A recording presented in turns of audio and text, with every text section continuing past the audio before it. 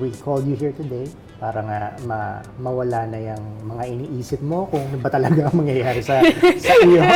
So, today is the day that you will know the final decision of Danny J and ABS and GMA. So, handa ka na bang malaman kung ano yung kapalaran mo?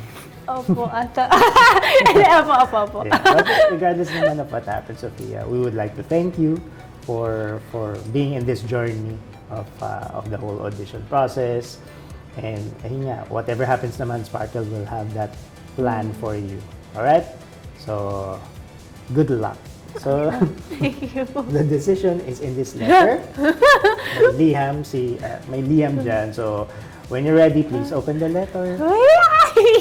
Tapos basahin mo siya out loud. Love. Okay. Nawala yung tawa. Okay. Ano mabasa mo? Kaya naman, kaya ko to. Okay. Sophia, nais ko magpasalamat sa iyong pag-audition para maging housemate ko at maging bahagi ng Pinoy Big Brother Celebrity Edition Collab 2.0 kung saan muling magsasanib para sa ang mga kapuso at kapamilya stars. Sa puntong ito, malugod kong ibinabahagi sa iyo na ikaw ay nakapasa sa mga kaukulang medical at psychological tests na bahagi ng proseso ng iyong audition. Dahil dito, nais kong ipaalam sa iyo na ikaw ay isa ng official housemate ng aking bahay. Dahil dyan, kailangan mo nang maghanda para sa napipinto mong pagpasok ng aking bahay. Sabik na akong mas makilala ka ng iyong kwento at masaya akong maghihintay sa ating pagtatagpo sa takdang panahon hanggang sa ating pag-uusap, Big Brother. Ala! Hello, wait lang, hindi pa ako nasushoot. Paano mo na lang yan? Sayang yung eyeliner ko. Hello, thank you po. Just in case. Okay.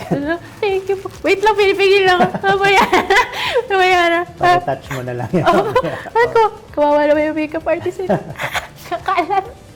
Congratulations. Thank you po. That's it. You are an official housemate for this edition of Pinoy Big Brother. So of course, we know naman your story, we know your personality. So malaking factor yun yung sa pagdedesisyon ng management na ilagay ka sa loob. But of course, more than that, parang we know naman that when you enter the house, mas marami ka pang may papakita sa amin na, at sa mga manonood kung sino talaga si Sophia.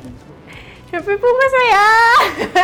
Hindi ko mabuksan yung papel na una, yung saya ko. Siyempre,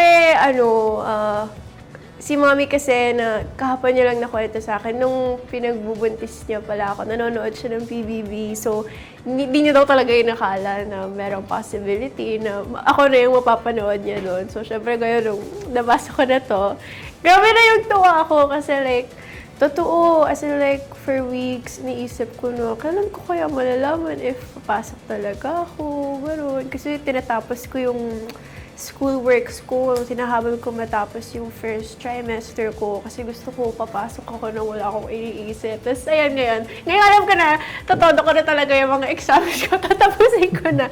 Pero overall, super excited.